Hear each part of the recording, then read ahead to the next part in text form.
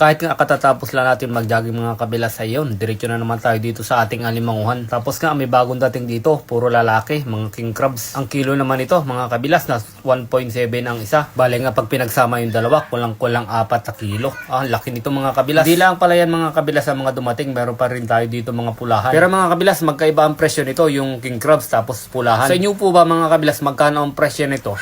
Pa-comment naman po para malaman din namin. At sabihin nyo na rin po kung taga saan kayo para malaman namin din kung saan nakabot itong video. At dahil nga maraming nagtatanong din kung taga saan kami mga kabilas, taga Paula Oriental Mindoro nga po pala kami. So bali ganito nga pala mga kabilas ang ginagawa namin sa Alimango. Sineseparate namin yung malalaki doon sa maliliit. Tapos ang i-deliver lang namin dito mga kabilas ay yung 300 grams lamang. Tapos yung 300 grams pababa, ayun, ilalagay namin sa fish pan para mas lumaki pa. At ito na nga mga kabilas, ilalabas ko ngayon 300 grams hanggang 1 kilo. Puro pulahan yan mga kabilas. Isasama nga natin doon sa order na lobster mamaya. Dahil nga mga kabilas, mayroong umorder na puro pulahan lang, puro babae lang. Tapos mayroong umorder din na puro lalaki din lamang. Yung mga umorder na mga lalaki, ginagawa nila sa vertical pan.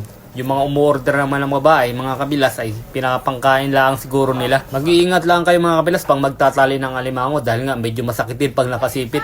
Ay talagang masakit yan. Sige nga, try mo nga. Ay wag na, yay ka na. Kaltang ihi ko dyan. Pag nagtatali nga pala kami mga kabilas ng alimango, hindi kami sanay nung kamay-kamay lang talagang tinutungtungan namin yan. O ayan, ganito talaga ang paraan pa magtatali. Kailangan po magsapatos bago magtali ng alimango. Iniiwasan din natin mapigtas yan mga kabilas dahil nga pag napigtas yung isang sipit yan ay wala nang value yan. Dito na lang natin ibibenta sa local, hindi na natin pwedeng ibiyahe. Iiwasan din natin mga kabilas pag nag-aalimango yung mamatayan ka kahit isa, lalo na pag malaki ay talaga ay lugi naman din. Ang liit pa naman ang sahod ngayon sa vlog, talagang wala nang akitain. Hindi lang pala mga kabilas alimango ang dumating ngayon, mayroong pansugpo. Bakit may paikot-ikot pa nalalaman si kabilas? Wala, gusto ko lang.